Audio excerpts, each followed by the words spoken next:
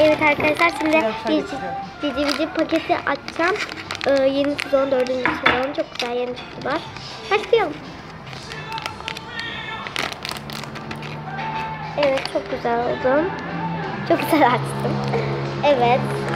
İlk önce listeye bakalım. Listemizi bilmiyorum. Evet, paketi böyle çok yumuşak. Orayı göstermedim herhalde ya. Evet, göstermedim. Paketi böyle çok yumuşak. Buraya koyuyorum poşetimize. Ve ayakkabı çıktı. Çok güzel bir babet. Evet. Hemen açacağım.